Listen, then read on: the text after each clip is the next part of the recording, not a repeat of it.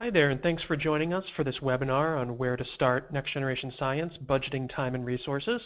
My name's Francis Fidgen. I'm CEO here at NoAtom, but I'm also a former teacher, high school math and elementary and middle school STEM specialist. Today's webinar, if you're on the live session, you'll welcome to ask questions. We'll do best to get to as many as we can.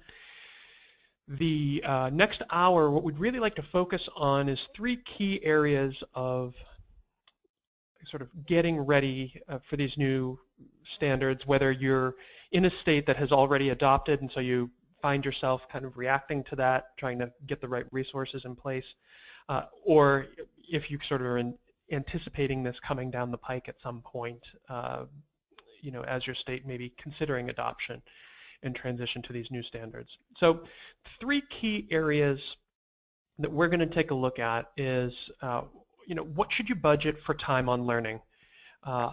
Another being what to expect in terms of developing your own curriculum.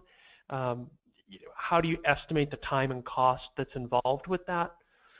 And then if you are in a district that may be involved in a traditional model of instruction where you have this kind of 7-year textbook adoption cycle that you go through, how do you transition away from that so that your resources can be more relevant, more up-to-date, and as an educator, if you're an educator listening to this in terms of having your own classroom, how the district can really support that classroom educator, you in that role, or if you're an administrator thinking about how to support that role of a teacher who's in the classroom who maybe under a previous model, the 7-year textbook adoption cycle, is going out of pocket, is perhaps spending a lot of their own time and own money to get things perhaps going through reimbursement processes. So how do you kind of smooth things out, basically? So that's what we're going to take a look at.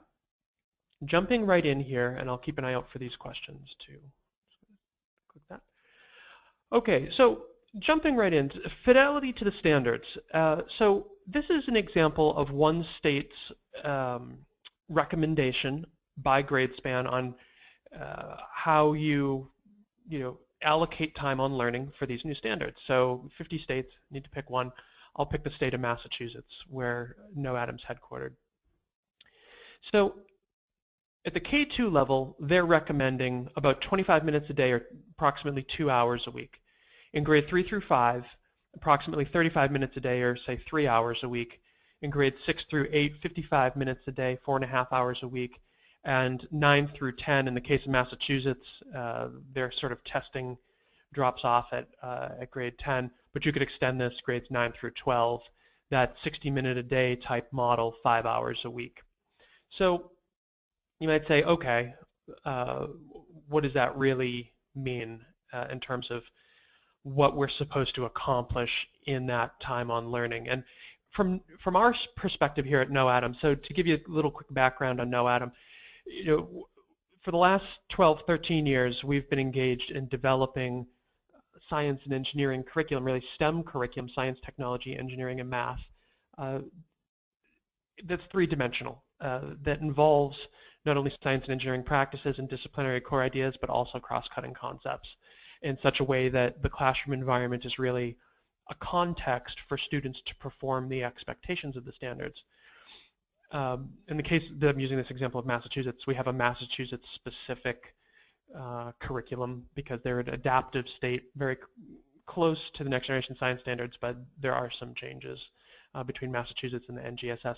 We also developed NGSS-aligned curriculum, and that's really our major focus, and most of our clients are obviously not in Massachusetts.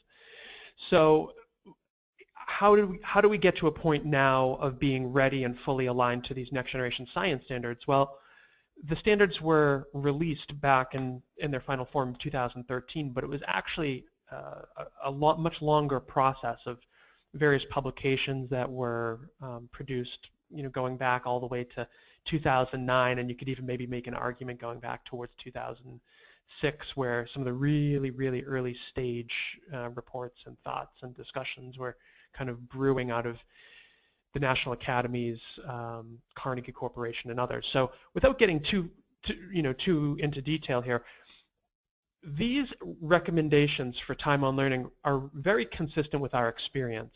So while this is one state saying here's what you ought to consider for time on learning, 2 hours a week, 3 hours a week, 4.5 hours a week, 5 hours a week, that's consistent with what we know to be true in terms of what is required to do full inquiry, hands-on instruction at these different grade levels. Now, I'll show you a model that we use, and the way we look at this is actually we can use slightly less time. When we look at it, just I'll use the elementary, early elementary, middle school, and you can even extend this middle school to high school model as well. Think about, in our case, we use a 1 month per unit model at each grade level, and the minimum time on learning required is 1 hour and 45 minutes a week at those, and we actually have kindergarten right now as well, but that hasn't been made public. It's only certain clients are using that at this point. But 1 hour and 45 minutes a week doesn't mean a full 1 hour and 45 minute block. What it means is rob Peter to pay Paul. You're going to have 15 minutes here, 20 minutes there, maybe an hour for the bulk of the hands-on component of the lesson. So if you think about every week having 1 hour and 45 minutes for time on learning for grades 1 and 2 and even kindergarten, 3 weeks or 4 weeks a month really consists of a unit. Okay, and then 3 through 5, you need this 2.5 hours a week. This is the absolute minimum we've found to be something that is successful at these different grade levels. 3 hours and 75 minutes, 3 hours and 45 minutes a week at the grade 6 to 8 and even high school level assumes that this is a minimum, and the assumption here would be that you would not be teaching science every day. So if you teach science every day, typically we're looking at a 55-minute-a-day model, or basically that hour a day. It has the equivalent value of 3 hours and 45 minutes because you have a lot of frictional loss between students transitioning in and out of class. And so if you have a waterfall schedule where you can get fewer class periods but longer class periods, you tend to get more bang for your buck, more value out of that time on learning, which is why you see 3 hours and 45 minutes a week. Okay? So I'm going to back up here. So if you look at what you have to accomplish in a week, typically the kind of things that the cadence that you have to consider is a nonfiction reading component, and then a transition from that nonfiction reading component to Socratic dialogue, where it's not a teacher kind of projecting information at students, but instead asking higher order questions where students are making concept to concept, concept to self, concept to world type connections. And then transitioning from that to student team investigations where the students are actually planning how they're going to answer a question as a scientist or solve a problem as an engineer, because that's what these standards are really focused on. They are performance expectations. So that classroom environment has to create an opportunity for students to actually engage in the practices. Okay, so part of that is the planning, and then with that purposeful plan, carrying it out, gathering data, and forming conclusions. And so that's why, when you think about what you have to achieve in that time on learning, it's really something that's integrated. It integrates science, math, and ELA. And if you are from a state that uses Common Core ELA and math standards, the next generation science standards really align well to the math practices, the ELA technical subject standards, but at the center of it all is these creative, evaluative, and analytical thinking skills. So if you're from a PARCC state or a Smart or Balanced state, or a state where your ELA assessments are now performance-based, you can expect that type of assessment to be the future of science. Because these are performance expectations. Even if you're from an adaptive state, your state has adapted a performance expectation. So at its root, it's still a performance expectation, and you should expect that students are going to be expected to perform the expectations and provide observable evidence of student learning in an environment that is not the result of direct instruction when it comes to standardized testing. So that's why this integration is so important, because really the way this best plays out is in scenarios. So when you, just tying this back to this example of the time on learning allocations, this time on learning is what's necessary, whether you look at it from a state recommendation or even from what NOADM sees as the minimum to be able to accomplish the programs that we've developed. This time on learning is not spent reading. Reading is not the path to mastery. Memorizing facts is not the path to mastery. What it's spent on is an integrated model where students are actually scientists and engineers, that there's a springboard of reading, but really that is part of a multi-stage experience where reading is a springboard into discussion, discussion's a springboard into problems, into questions, and into small group learning where students actually engage in hands-on full inquiry, investigations, develop their own data, and form conclusions. And so in terms of rigor, in order for that time on learning to be very productive, it needs to be rigorous. And so we're focusing on higher order thinking, right? Creating, evaluating, and analyzing happening simultaneously, and having a rigorous scope and sequence so that challenge is consistently exceeding skill. Because if the challenge doesn't exceed the student's skill level, then what's the opportunity to really learn something? And so and this is where I want to start to get into the kind of curriculum development planning, because time on learning is one thing. You have to have it available, but how you use it is really what makes a difference. And so having an intentional scope and sequence of something that is grade specific, and that each unit has supports for teachers and so on, such that there's a specific scope and sequence of lessons. That's really important. And so you can intentionally nurture students September through June, but also from one grade level to the next and on up into middle school and into high school. So when we think about these new standards, the time on learning has to be really tight so that you can get through. In this case, we use a 9-unit-a-year model. Part of the problem with an old 3-unit-a-year model, or even trying to teach earth science all year in grade 6 and life science all year in grade 7 and so on, is that it creates a lack of momentum. Or so I guess creating a lack of momentum is somewhat of an oxymoron, right?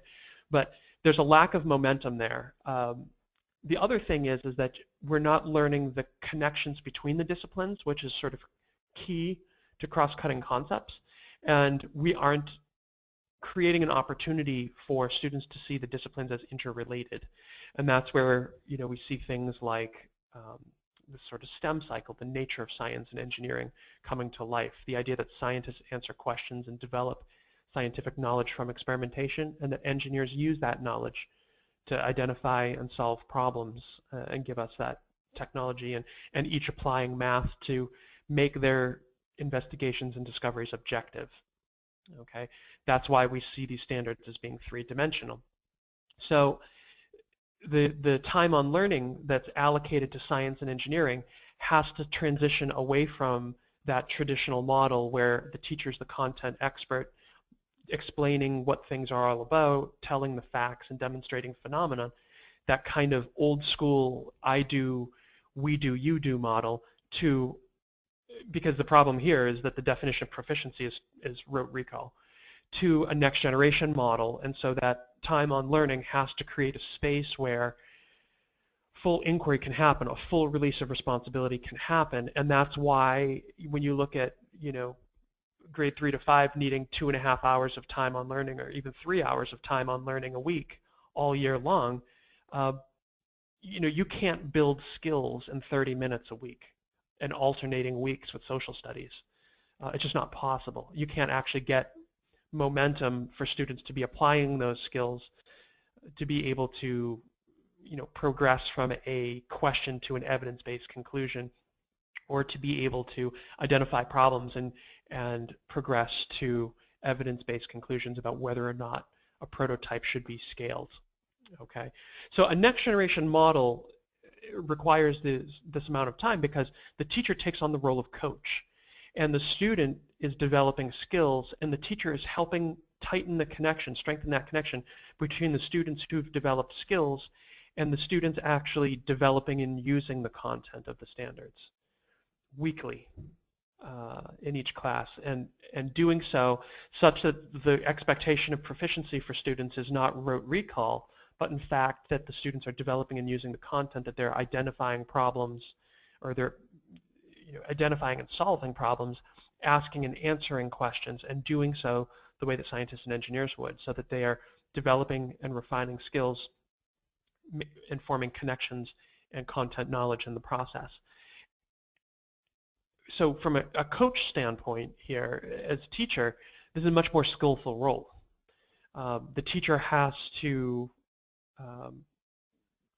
not only be dipsticking and all those kind of like clever little terms that we use in education, but the teacher has to be setting expectations, and as students are meeting those expectations, raising them, and so therefore maintaining a continuously rigorous environment and gradually adjusting supports and helping students understand what these next generation science expectations are, what the expectations are of a student in a classroom who's not going to be engaged in direct instruction of all these facts that students will expect. And of course, redirecting and monitoring students as students sort of wrestle with those expectations and step into the space that teachers have created. So I won't go on about that much longer, but in order for students to be in that role, it's all about the science and engineering practices that students are developing and using models, that they are planning investigations, that they're analyzing data, that they're arguing from evidence that they obtained and evaluated, and they're constructing these explanations. So that's the difference between the different kinds of resources that are out there. And so when you think about creating your own, you really have to think about, okay, what's the base of resources I have? What are they really good for?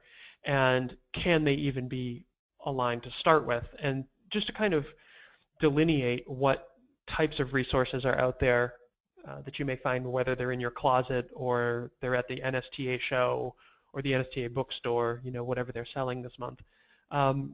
There's awareness-ready resources, which are really the most basic of resources. You download offline, better lesson type stuff. You download from museums and museum programs and various nonprofit institutions that help create awareness about the need for science and engineering education, that simple ways of teaching students what a scientist is or what an engineer is, and some kind of simple activities.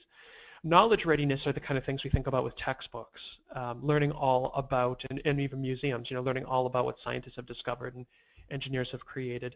Performance ready resources are those, the black and white, kit boxes that everybody uses, the 3 unit a year kits, or the big plastic boxes, where students learn in relation to specific content to be able to perform a task when they need to find specific data or an answer to how hard a rock or mineral is, doing a scratch test or something like that. Mastery readiness is all about students developing skills which they can generalize, and content knowledge which they can generalize and apply to unfamiliar situations. And this is, again, back to what I said earlier, the expectation of what the next generation standardized assessments look like. And if you're from DC and Illinois and a few other states, you can already appreciate this because you've seen these assessments already this year.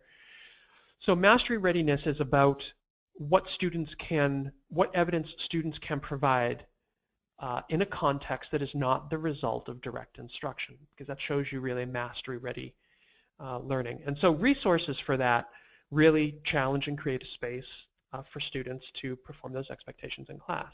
In order to develop those resources yourself, so going from time on learning now to thinking about developing your own curriculum and the inputs required, basically there's a kind of a simple process here, right? In theory anyway. There's ideation, which is basically your curriculum development team thinking about, coming up with the ideas of what is going to be involved in this curriculum, formatting and drafting it, and then testing those materials, reviewing them and revising them, and once you've done that, actually deploying them in your school or district, which is going to require professional development training. Okay, so to unpack this a little bit more, what's involved in ideation? So really here, it's how do the ideas translate, so ideas that we have as a team translate into supportive curriculum. Okay, and so what are the ideas? The ideas are really, how is it that a classroom is going to, bridge between the standards and curriculum, because the role of curriculum is to develop mastery of the expectations of the standards. Okay, so there's a bridge there, and you have to envision that, and that's the ideation process. Okay, it has to do with, so out of that is scope and sequence. It's how the cross-cutting concepts are going to come alive and connect one performance expectation to the next. And really, it's at the level of each of the dimensions too. So, for instance, how is inputs and stability and change in the cross-cutting concept dimension going to connect to the content in the disciplinary core idea dimension, and how are students going to engage in the science and engineering practices that are required here? Okay, so that's a real big, bite to chew on, because when you engage in ideation, you have to think grade specific, and you have to think September through June, so think of that as horizontally, but you also need to think vertically in terms of how are you going to nurture students not only September through June, but from one grade level to the next. And that's really all happens in this first phase. The second phase of formatting and drafting, really this is about context. It's the performance expectations unpacked and connected. So what are the disciplinary core ideas? What are the standards kind of unpacked by dimension? How is the teacher background? How is the, what is the teacher content background that we're going to provide everybody in our district, so that, folks who are generalists are getting everyday support with the content, and can actually maintain a rigorous curriculum because they're not limited by their own understanding. And that's true even of content specialists. I mean, people teach earth science every year for 10 years. Doesn't mean that they're comfortable and ready to teach heredity and evolution, or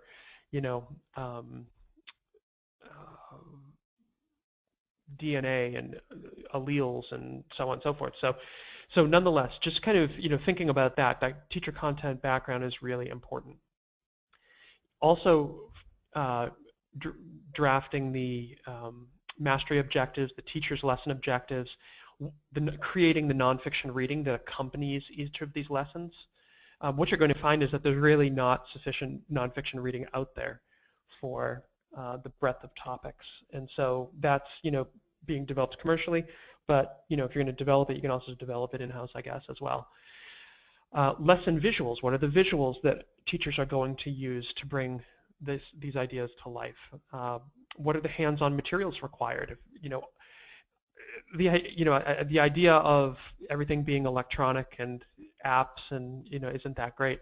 From a cost perspective, that doesn't really change the game, because you're just paying now for something that has no physical presence, the same amount that you're paying for textbooks that have a physical presence. From a cost perspective, that doesn't change.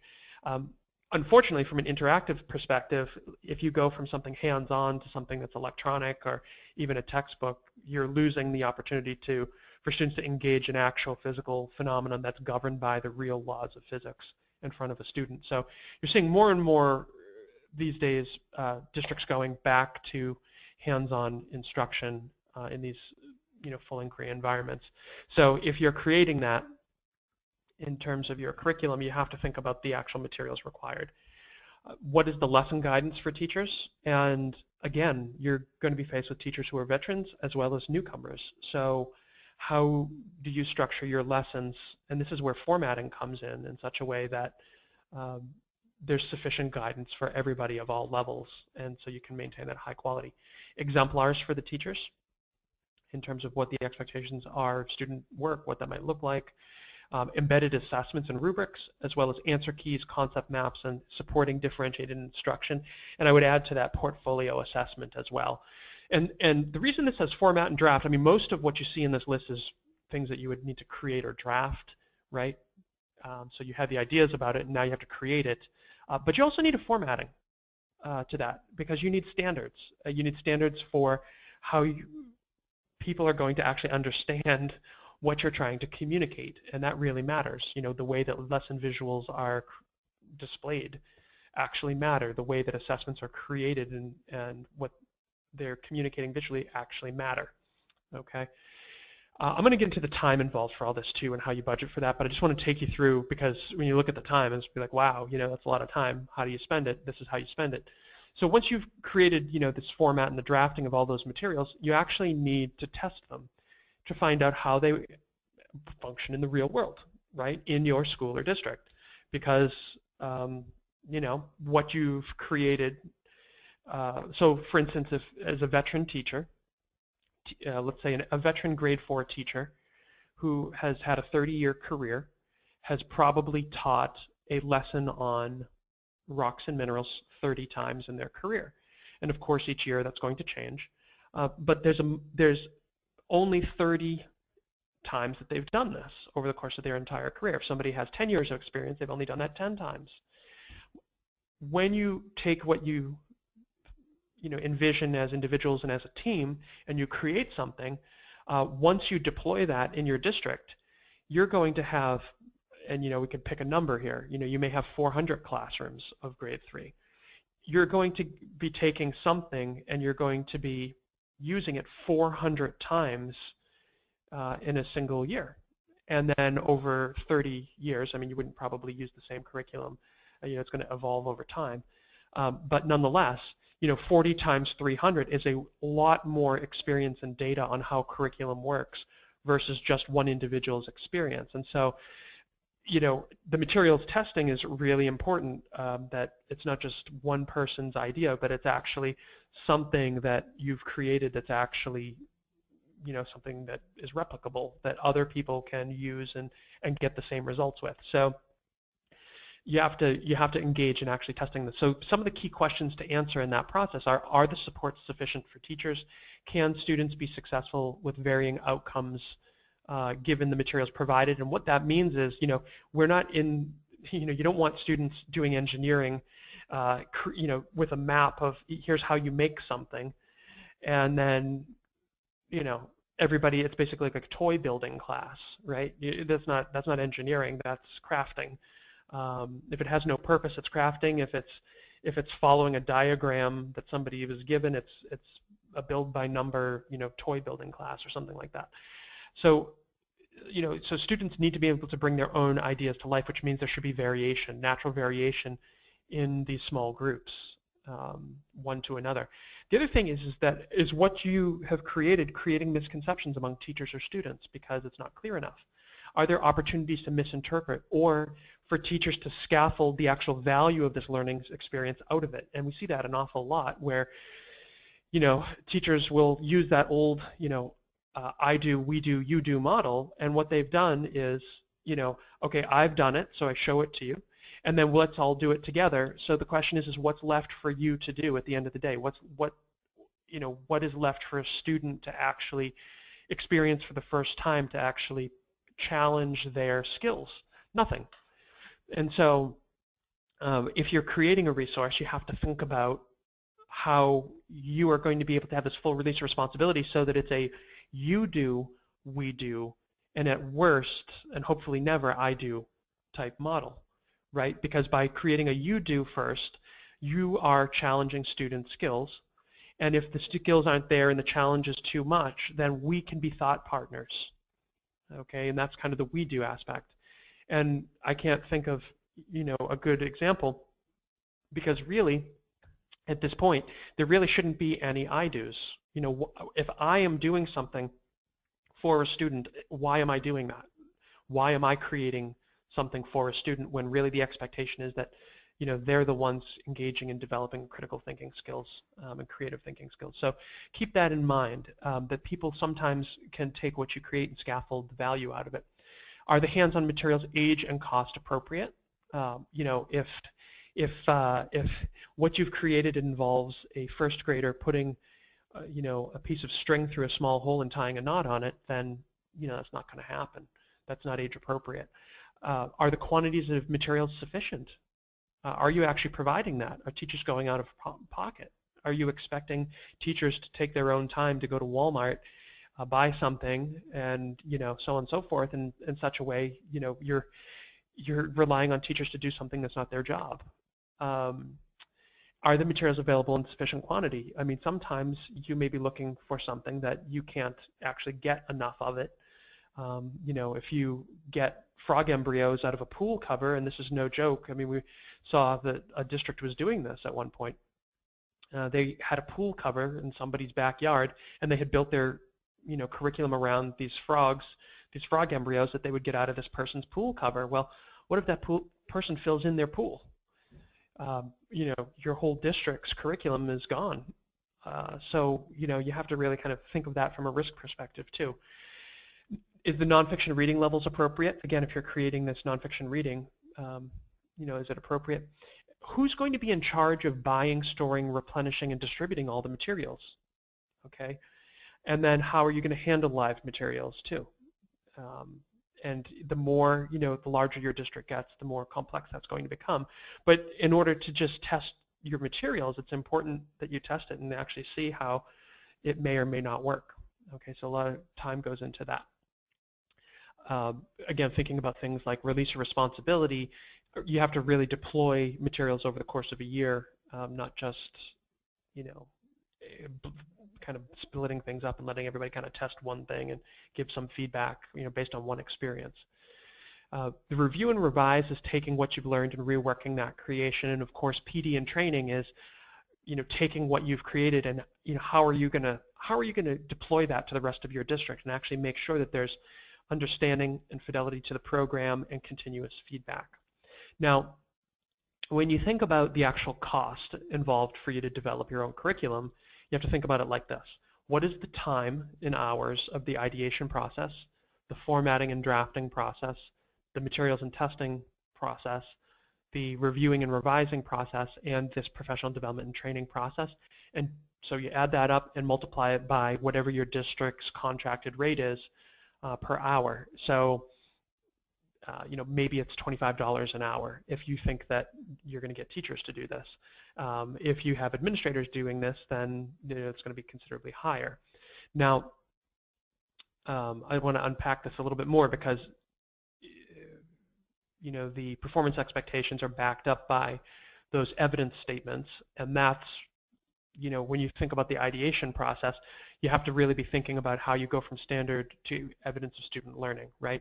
So curriculum's not just about a few sheets, but it's about how you are focusing on these higher order thinking skills and bringing them, putting that expectation on students, having the full release of responsibility, creating an environment where you can have that next generation model of inquiry. So you need to build a team off of that has the skills, understanding the organizational behavior of your district, or teaching and so on, how we're going to support folks in terms of where they're at. And so we have to envision that experience. We also have to have that nuanced idea of, or the nuanced understanding of the 3 dimensions and how they interrelate. We also then have to go from that into how we network those expectations, horizontally and vertically articulate, and actually form those into units. Okay, that's where I showed you this kind of unit progression earlier. So behind all those different units, that's really, before you can get to that unit, you have to go through sort of creating the team, having the skill set, and then begin actually articulating the basics. And once you have the units, you can focus on lessons, the content, the experience, and materials, and that's what makes up really a curriculum.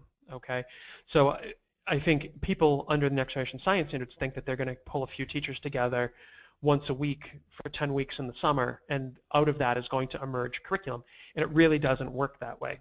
Okay, when you take a look at, and I'll show you just from our experience what that looks like, is that in order to develop that first initial curriculum, it takes about 5,000 hours per grade level. And then on top of that 5,000 hours per grade level to get the initial curriculum, By the time our curriculum is really settled in terms of we've tested it, we've had thousands of teachers go through it and thousands of students, we've generally added another 5,000 hours of development time to refinements. And it's just amazing how, as you create something and deploy it, these little tiny tweaks add up over the next 2-3 years.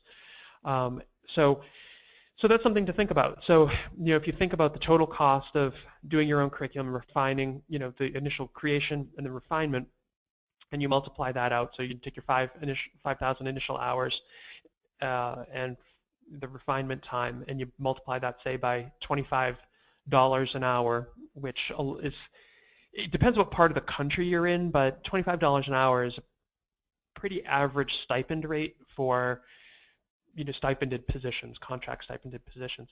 You basically come up with 10,000 hours at $25 an hour, about $250,000 per grade level in that development process. So, a lot of folks are going to look at that and say, we have never put that amount of time into curriculum development, and we've never spent that amount of money. And that's probably true.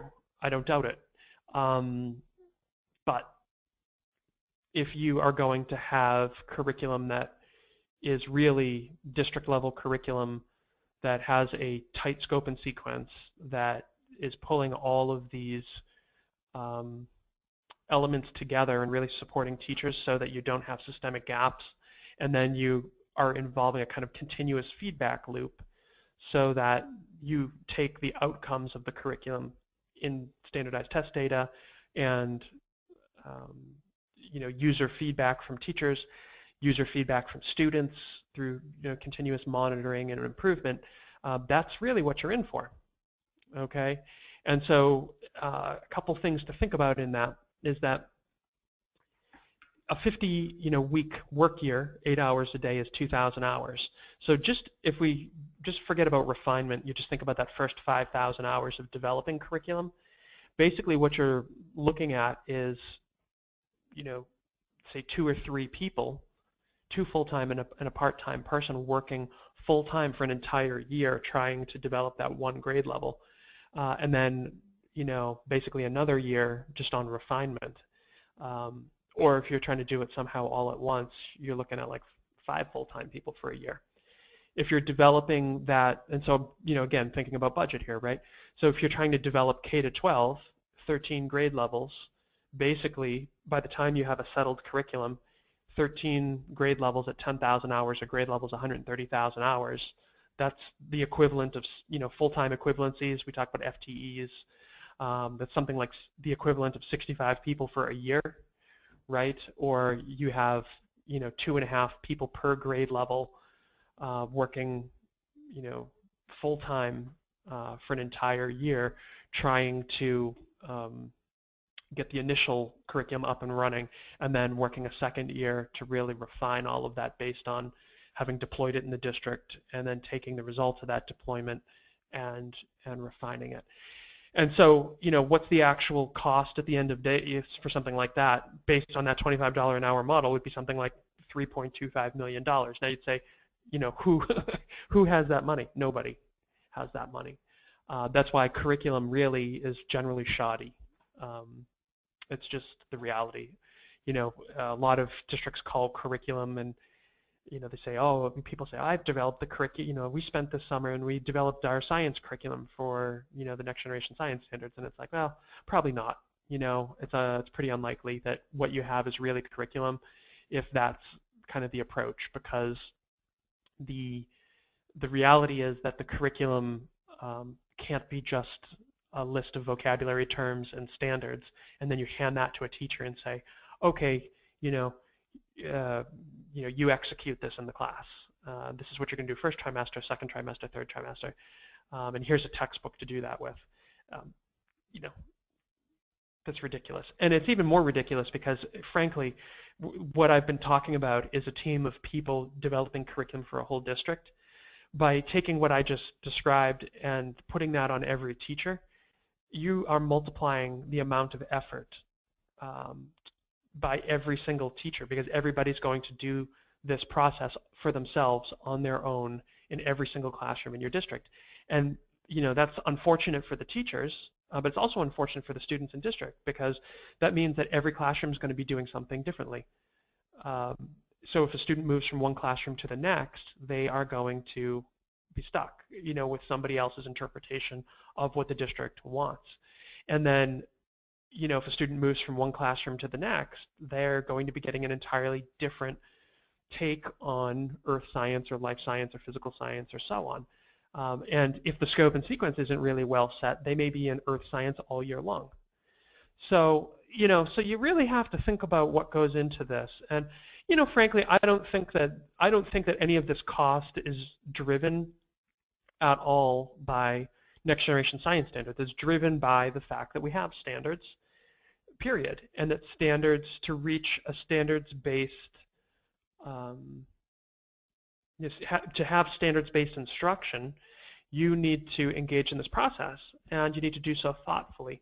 And I think that, frankly, what's going to happen here as a result of the next generation science standards is that people are going to realize that they haven't been creating curriculum, that they've just been creating sort of outlines for people and expecting teachers to sort of transition from an outline into something that produces mastery level outcomes. And that's why, schools and districts are only, in most states, are at best 50% proficient.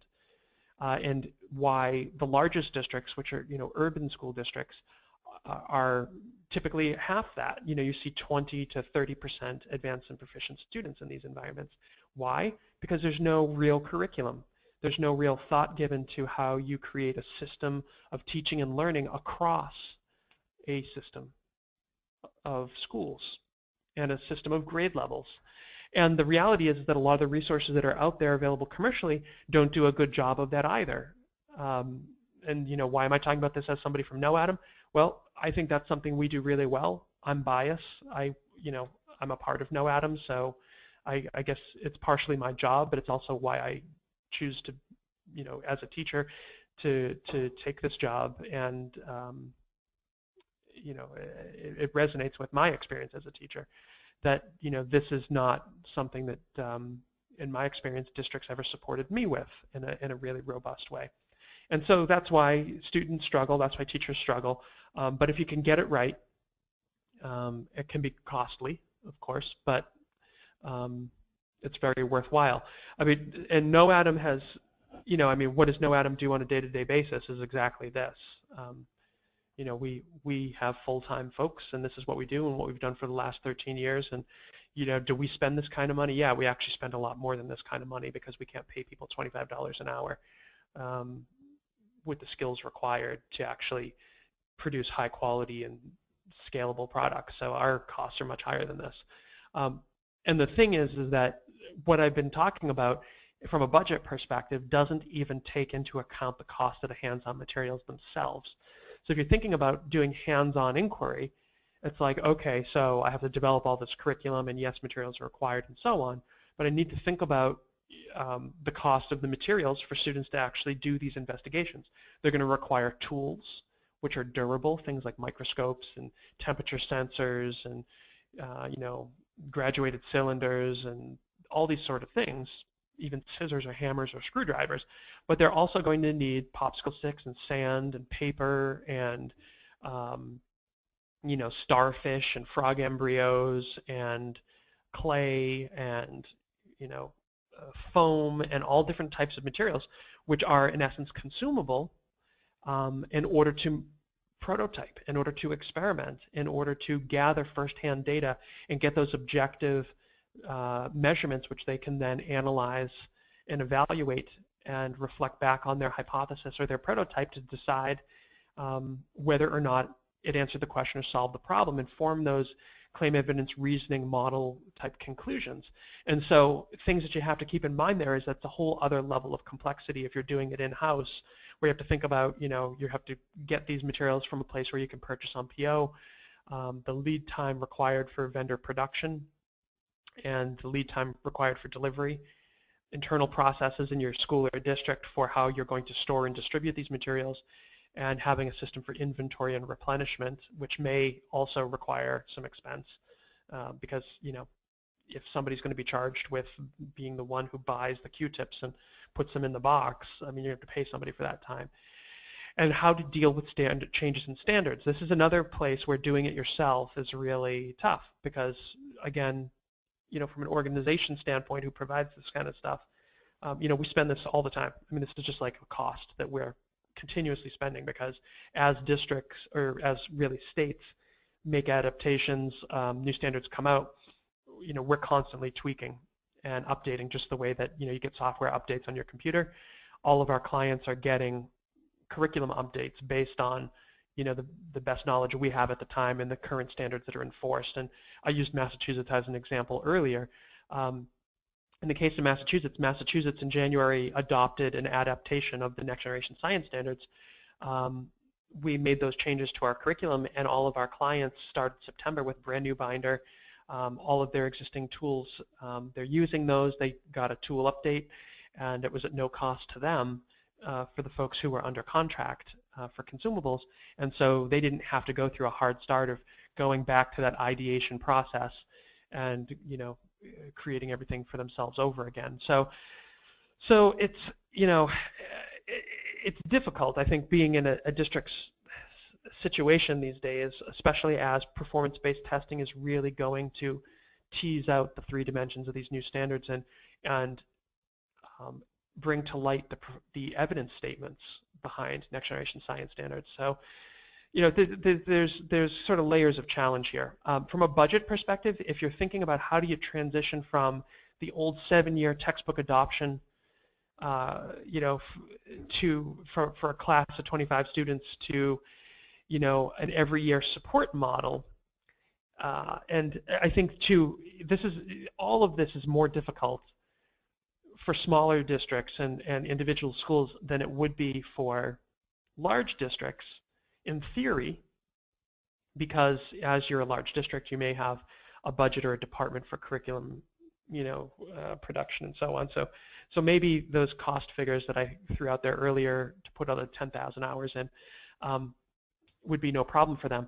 To put that in for a small district who only has, maybe one elementary school with, 5 or 8 teachers in a rural community, that's tough. The other thing, though, is that when you look at textbook adoptions, which a lot of folks are used to, they think of it as we're going to spend a big amount of money up front, and then we'll come back to it in 7 years and we'll spend a big amount of money again. The problem is that neglects a lot of the continuous costs of professional development, what teachers are doing out of pocket, perhaps being reimbursed for or not being reimbursed for, the cost of consumables that are already a part of whatever kits that they have that are old, and the stipends that are involved in replenishing those. So the way to transition is to look at what the cost of textbooks are to start with. And so, I'm just using some ballpark figures in here. It really depends on what grade level you're looking at. But this is a very typical model. So let's say that a textbook costs $125 each with the online, CD or the online access or whatever, the interactive CD or the online access. That's not out of the realm of realistic. Anywhere from $90 to $125 per textbook is what you could expect. So if you get 25 of those, that's going to cost you up front $3,125. Now, most of the time people get textbooks and kits. So then they go out and they buy these kits, right? And they'll buy 3 of them. And it depends, what state you're in and what kit you're looking at. But those kits can cost $1,250 each. A cheap kit might cost you $600, okay? And you buy 3 of them, so, here, $3,750, let's say. Then you have to think about, well, after that year 1, I'm going to be spending, or maybe even in year 1, I'm going to be spending some money on supplemental materials, and then, we're going to need to replenish those kits and so on. So, $600 a year in total for 7 years, $4,200 is something to kind of consider that you've, put into that. And then thinking about, teacher reimbursements. So a lot of, and this is, this is a big asterisk again. Some districts don't have any teacher reimbursements. Some districts do, okay? Those that do often will have between $250 and $500 a a year in reimbursements, and that might even be across all grade level, all subject areas. So anyhow, think about that over 7 years being about $3,500. And this is the real big one that you see a lot of. And again, you may have different line items. Instead of teacher reimbursements, this might be your workbooks, $500 a year in workbooks. Instead of kits, this might be an online access license, to some kind of test prep program that you bought related to science. But this is what districts are spending. And then when you look down here, professional development and consultants, if you're spending $2,500 a year in professional development for that 7 years, or consulting, you've hired some consultant to come in, or you've tried to, create a position where you have, an additional aide in your school that's their job is doing the science lesson every week and so on. I mean, $2,500 a year is $17,500 over 7 years. Okay, when you add all of that up, okay, whatever your line items are over that 7 years, that's something like $32,000 for 25 students. I mean, that's an astronomical number. It's about $4,500 a year, $4,600 a year, or $15.30 per student per month. So the thing is that 7-year textbook adoption that you are already doing, it's probably got a lot of associated costs with it that you don't even think about. That's already a part of your budget. And so what you need to think about is, how do you, smooth that out and reallocate money so that you're getting more value for what you're already spending. I mean, I can tell you that, workbooks, spending, if instead of, teacher reimbursements, this is the workbook fund, spending $3,500 a year on workbooks doesn't really give you much value for the money when it comes to these new standards, because workbooks do not engage students in developing and using content with skills. They're also not hands-on. Okay, so if you reallocate that in some way to other areas, you've just freed up money and actually created some budget on a yearly basis here. And then the same thing, why do you need, I mean, professional development you need, but how can you do it more efficiently, and why do you need these consultants? Why is it that the person in the classroom is not sufficiently equipped to take on this role?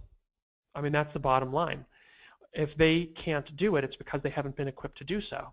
So if we can build the skill in the teacher, if we can support the teacher by virtue of the resources that we are making available, then this is, a huge chunk of money that becomes available to support that teacher on a yearly basis. Same thing with the replenishments. We have money for replenishments from these other pieces, but we can get even more money for that if we look at this textbook piece, because again, why do we need the textbooks? These new standards are about developing and using content with skills, not about reading facts and remembering facts and reproducing facts and mirroring what was told to us. Okay, and a lot of these kits, 3 kits a year is insufficient. This 3-unit a year model is insufficient. $1,250 a kit is way too much. I mean, it's a ripoff, and I just can't believe when I look at state bid lists, you see these kits and it's like, what are you really getting for that $1,250? Okay, so you need to think about this differently, and you need to take what you are already spent, look at it over the 7 years, and then look at it on a per student per month basis and ask yourself, what am I really getting for this? And then can I reallocate and spread this out instead of one big bang every 7 years with lots of hidden costs each year? How do I kind of pool that together and just kind of reconsider why we're doing this? Why do we have science time on learning? And and smooth it out and parse it out year to year so that the teachers are supported. Now, when you look at something like this, we're doing 9 units a year, not 3 in every grade level. Every one of these units is made up of weekly lessons that are a series of experiences with lots of hands-on materials. So, what you end up with is curriculum, materials, professional development that all unify to support that STEM learning experience. And so when you look at it in the classroom, every week students are in the role of scientist and engineer. They've got all these different materials in front of them, okay, made available. And in order to do that, I mean, one of the benefits of what we do is we're providing a lot of that infrastructure. Schools and districts don't have to go through all their curriculum development process and that ideation and all that expenditure. I mean, we've done that. We've created the aligned resources that are grade specific and link teachers with everything they need to support that next generation inquiry environment with a full release of responsibility. And I'm not pitching a product here. I just want to explain that when you think about what you're spending on textbooks, there are other solutions. There is something between a textbook and spending all the money and reinventing the wheel yourself. But you have to be very smart about and knowledgeable about the resources and smart about shopping in the sense that you want to find something where the curriculum is robust and grade specific and intentionally nurturing September through June and from one grade level to the next, that the organization is providing their own professional development to support your teacher team to map their knowledge set to these new expectations, these new standards, and actually be able to deliver next generation inquiry. And also to be providing materials at a price point that it makes doing 9 units a year and everyday full inquiry instruction possible. Because at the end of the day, if you have 9 units and they're $1,200 each, there's no way that anybody is going to be able to do that. It's pie in the sky rainbow stuff. Okay, so one of the ways that we're able to make something possible for districts is that we have to strike a balance, and we're able to do that really well, controlling costs and so on. But you can see students are engaged with simple materials, but lots of materials, and they're able to make their own ideas come to life through planning, through prototyping, and this is what these 2 students designed to solve a specific problem of lifting and transporting these marbles. These students are working on solar cars. And so in order to do that, in the case, and I'll use NoAtom again as an example, a NoAtom implementation, complete implementation in a first year, that kind of, buying the tools and all that sort of stuff that's necessary, typically ranges between $6 and $11 per student per month in the first year. And then the sustainability cost with complete, and again, this is all in maintenance and so on, is, $3 to $6 per student per month is what districts need to think about in terms of sustainability. So it's a far cry, and actually it's a savings over that kind of $15, $15.50, whatever it was I showed you there a second ago. This is that $15.30 per month that districts are probably already spending, but they don't really think of it that way. They just think about the textbooks and the kits they buy once.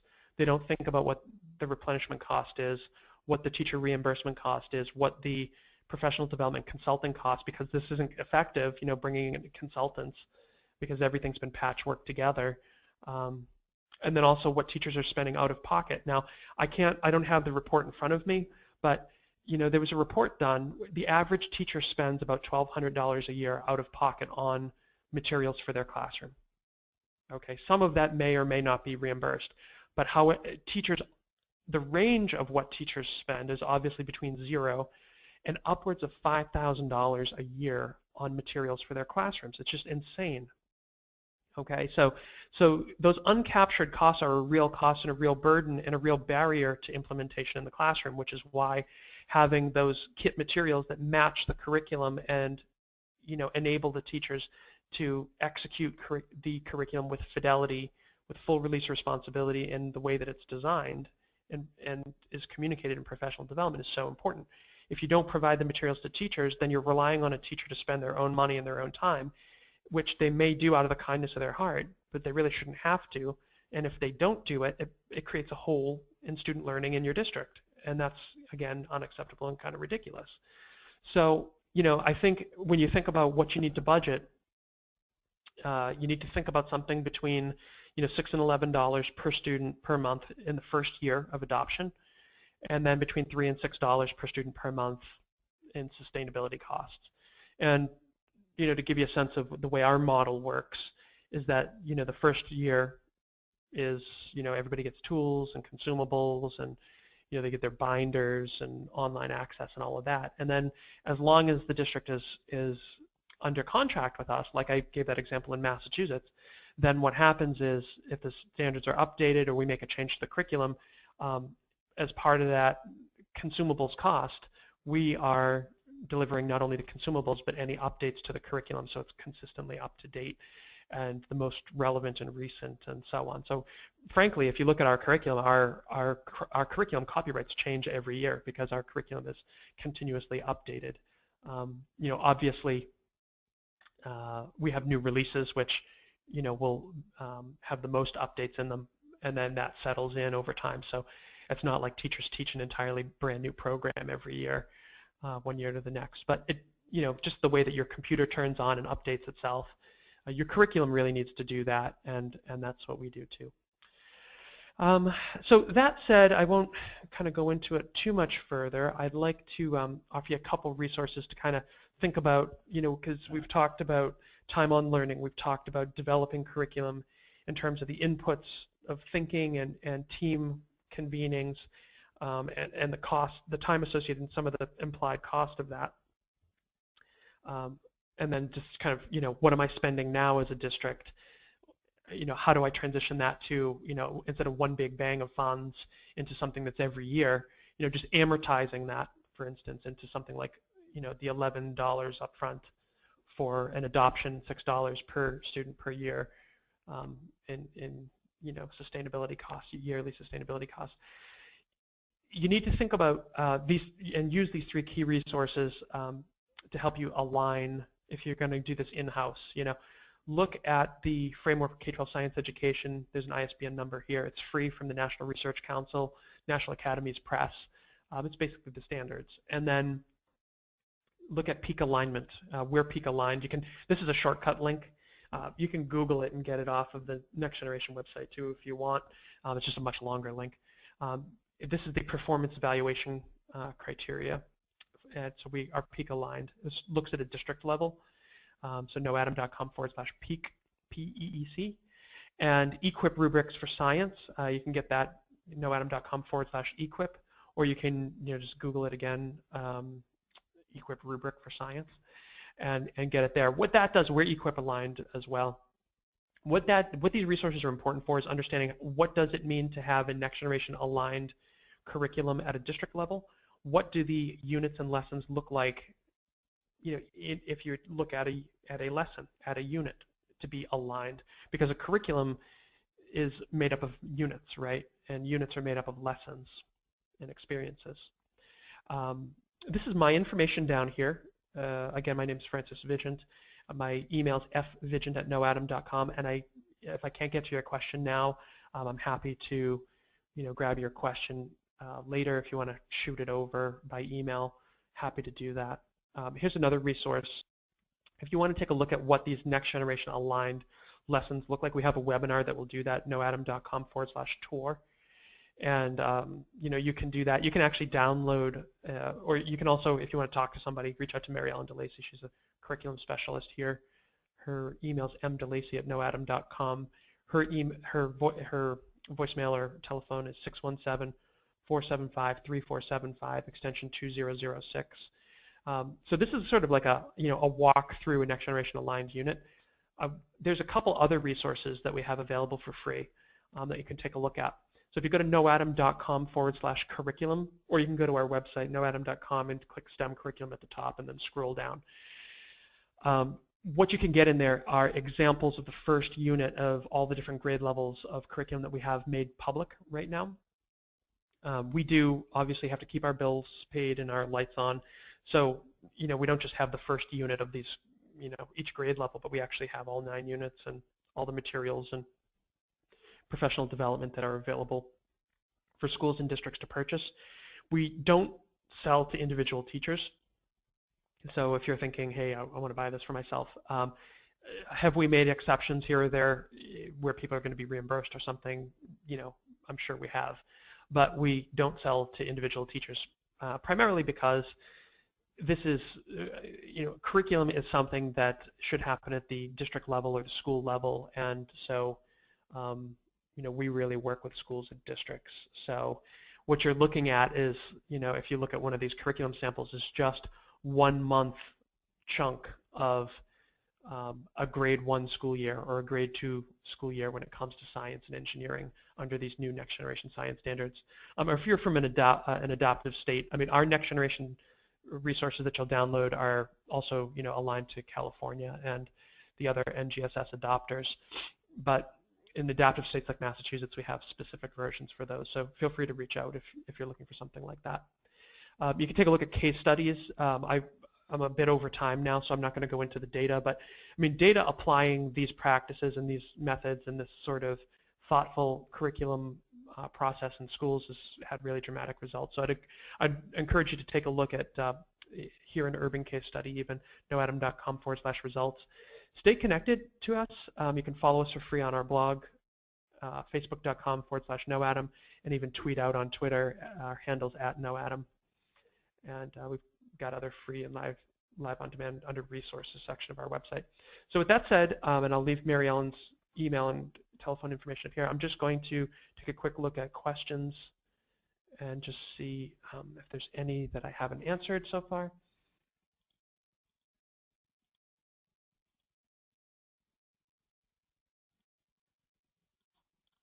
Okay. Some folks have asked about high school. So in the case of high school, unfortunately, we don't have high school at this point. We are right now kindergarten through 8th grade. So early elementary, middle school, but not high school yet. And frankly, take a look at our middle school units though, because our middle school units are more rigorous than the average high school unit that you'll find in the United States for sure.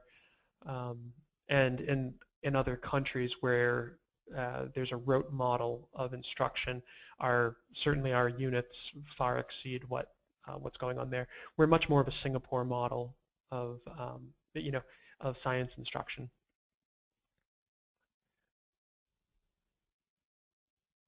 So some folks have asked questions about time on learning, and one person asked about if you have 6 weeks a year for 3 hours a week in K-5, what would you focus on? Well, the bottom line is that's insufficient. So what you need to consider is that you're only going to get through a third of what you really need to get through. So, okay, so now, and this is, this is the thing, when it comes to standardized testing, a grade 4 or grade 5 elementary standardized science test doesn't just test grade 4 or grade 5, it actually tests all of the prior year's standards. So I would expect in this type of environment, and the person asking this question, I have zero idea of the profile of the district, but if you're going to spend 3 hours a week for 6 weeks a year in K through 5, I would expect the performance level of this school or district to be about 40%. And that's, I would say that's what you can expect, because you're going to only be able to address a third of what's really necessary. Now, you might be below 40%, you might even be as low as 20% proficient and above.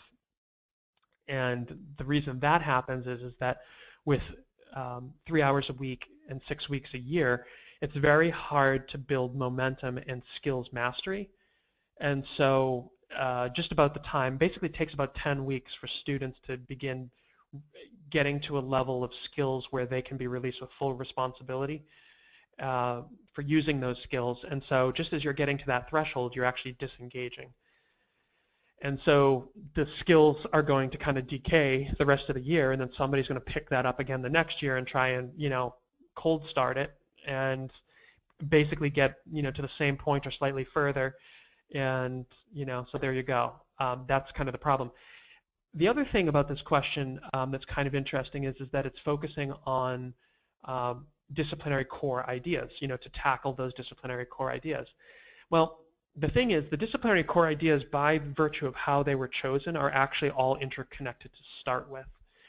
So, the fact that you're trying to tackle specific ones says to me that, there may be some pressure here or a mode of instruction which is really focused on potentially a traditional model of instruction where the instructor is spending that 3 hours a week for 6 weeks a year trying to explain and model and tell students about disciplinary core ideas, when really what needs to be happening in that environment is students being engaged in a challenge, and that challenge being solving a problem or answering a question, and by doing so, developing specific skills. And so the teacher needs to really be focusing on science and engineering practices and how those practices are going to be used in order to tackle the disciplinary core ideas in various contexts. And how are we going to do that is through answering questions and solving problems, and we as not the teacher, we as the students in small teams. So that's really kind of vital. I guess unpacking this, another element of this question is, you have to be kind of realistic. Again, one of the things that, so I want to extend this question a little further, is that some districts or schools will engage in science the way that this question has framed it, let's say 6 weeks, or let's say, for half the year, because 6 weeks is not even half a year. But let's say that, you are engaging in science for half the year, and then social studies the other half of the year. You're faced with the same problem, okay? If you are doing social studies 1 week, science the next week, and alternating all year long, you are losing value, because students really need to be engaged in science every week. They need to be engaged in the practices every class. They need to be using those practices to develop and use the content all year long. And that's how you're able to nurture students all year and scaffold, develop the necessary momentum, and get students to mastery. And then by doing that every year, you're able to really get students a deep level of understanding and exposure and mastery in all of the performance expectations, so that they can really produce the expectations of the standards, the evidence required, and really, be outside of that model of direct instruction and relying on, I know this because you told me, and if you didn't tell me, then I should expect that I can't answer this. Okay, we've got to get beyond that. And that's what this next generation model of inquiry is all about. So I'd really caution you about that. You have to change your schedule. If that's how your schedule is built, I don't know, you're kind of fighting a losing battle. It's, engage in the fight, but you really have to have tempered expectations.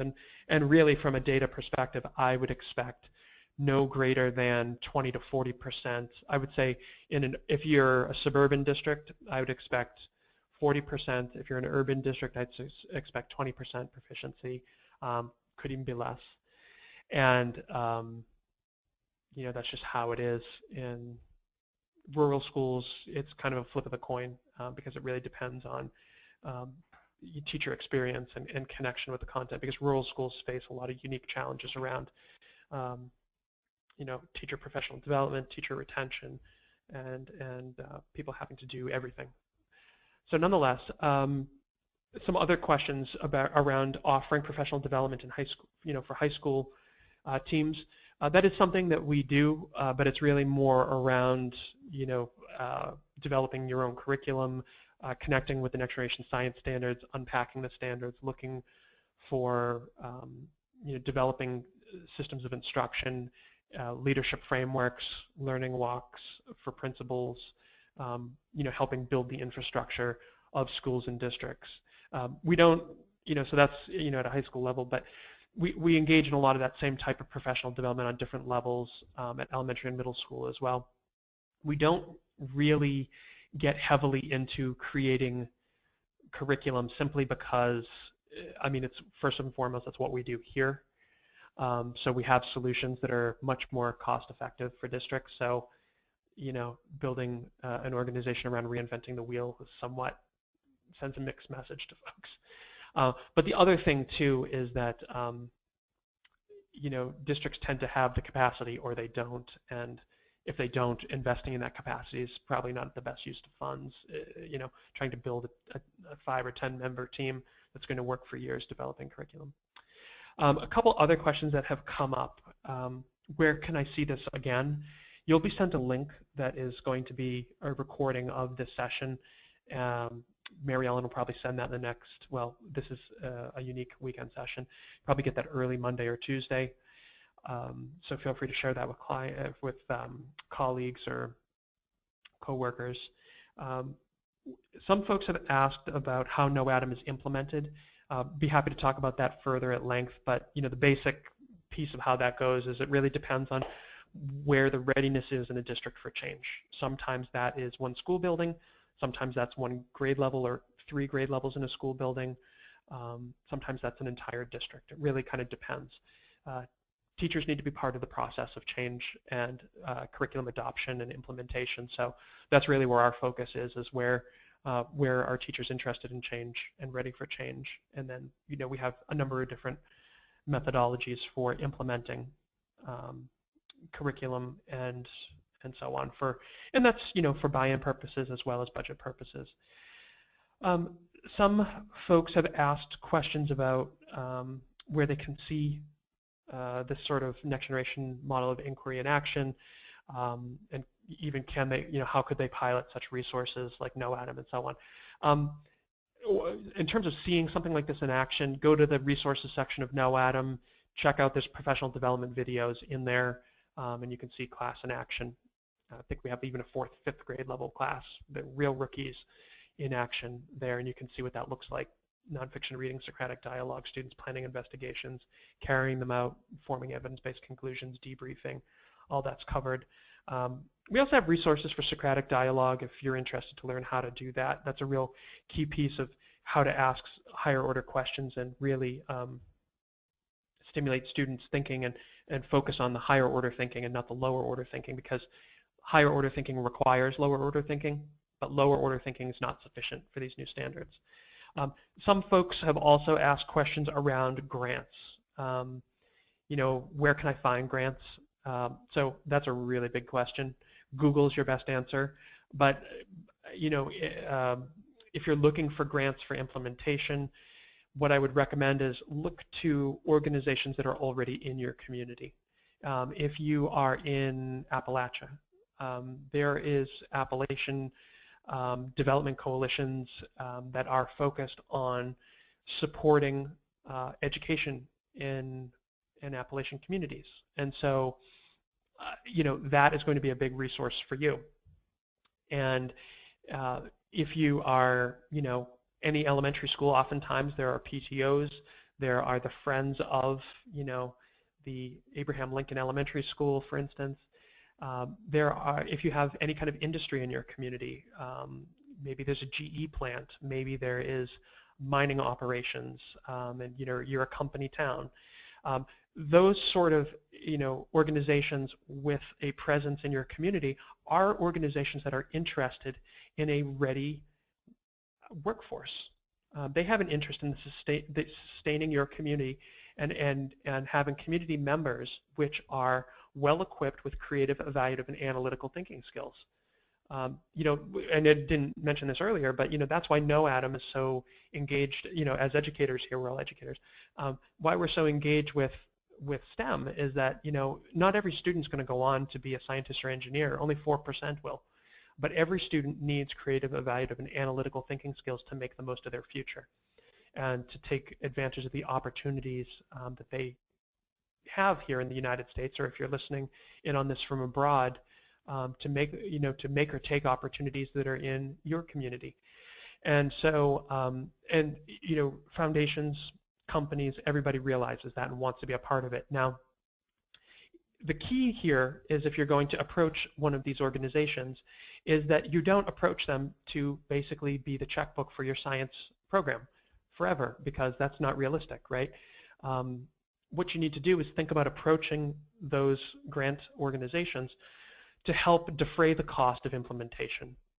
Okay, maybe that's paying for the professional development that you need in year one. Maybe that's paying for the durables portion or the tools portion of what you need, to purchase, and then taking some of your budget and matching their contribution, or making an agreement with them if they're willing to pay for their first year, you're going to be budgeting for that sustainability cost over time. And that's very popular in philanthropy right now, whether you're talking about the largest organizations or even the smallest, sort of the PTO, right? If I can give you $1 to do something which you're going to commit $1 to, or that you're going to commit to maintaining on your own, then by virtue of giving you that $1, I've helped you overcome a barrier, which is going to enable you to create long-term value for the community and for your students. And that is exactly how philanthropists and organizations look at it. There's a section on our website, if you go to noatom.com/grants, where we walk you through a basic process for how to write a grant. And in the case of NOATM, if you're writing a grant for NOATM, we actually will, offer you a free grant review and just feedback.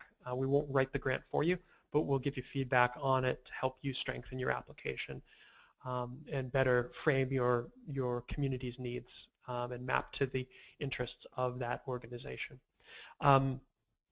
Let's see, other questions. A couple others. Let's see here.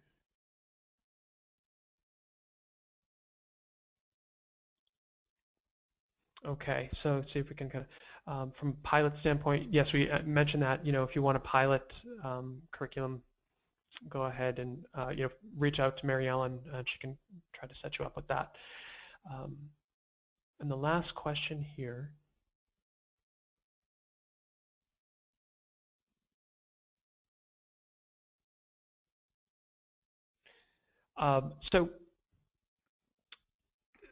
Somebody asked about the timing of testing, standardized testing. So most states test somewhere between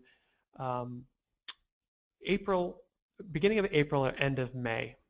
That's the typical test window for science standardized testing. And I think that's really unfortunate. I actually think that science, my personal opinion would be that science is, actually all these standardized tests, you should actually test a student in September because that shows you where a student's coming in, what they've retained, and basically gives you a baseline to build onto. And actually would inform your instruction for the entire year. Instead, with this April-May type testing, it's more summative, in which case, people get into test prep mode, and what this individual has mentioned was, this kind of pressure to try and cover a lot of material before a test happens. So the way that our curriculum is designed is that we cover all the strands and standards, and we do so every year.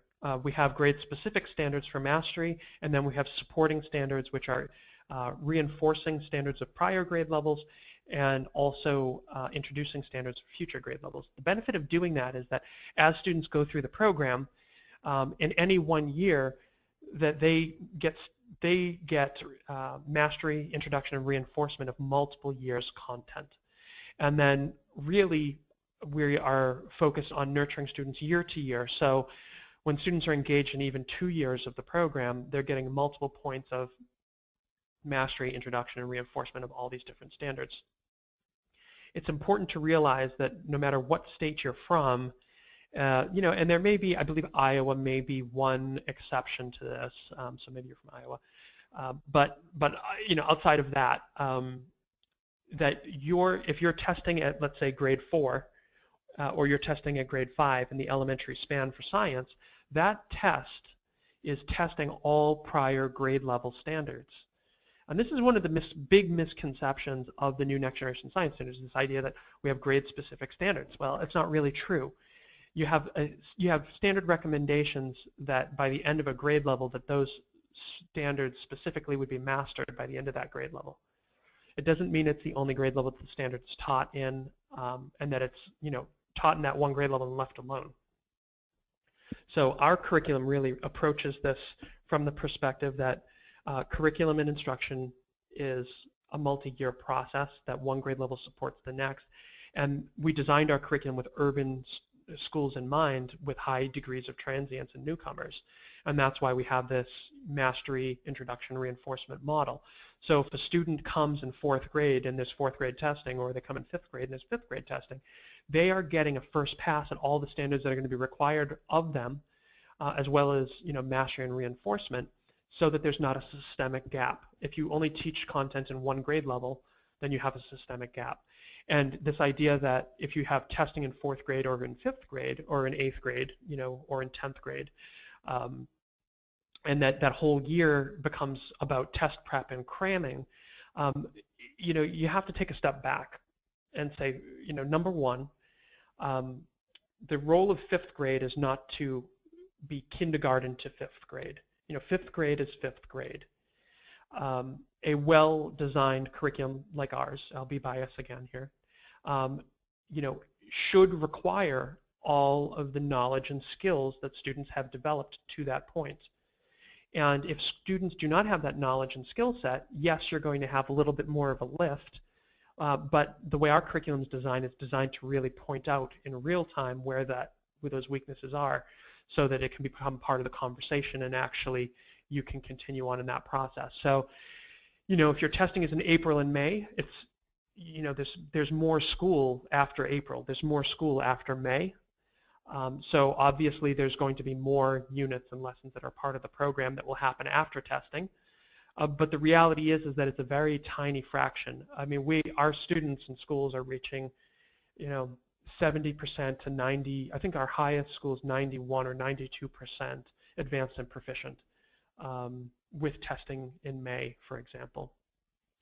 So, that's a far cry from where the average school is in any state in the United States, unless you're looking at a state where the standards are incredibly low and the scaling of test scores is incredibly, high, so that everybody's basically passing. And there's only a couple of examples of that out there. So yes. So the answer to your question, is our curriculum designed to account for this? Yes. But no matter what you're doing, no matter what test level you're looking at, you have to take into account that it's not only that grade level standards that are being tested, it's all the prior grade levels, and that in the way we view it, the way our curriculum is designed, is that every day is about test preparation, starting in kindergarten. It's not a last-ditch effort, and a week before the test.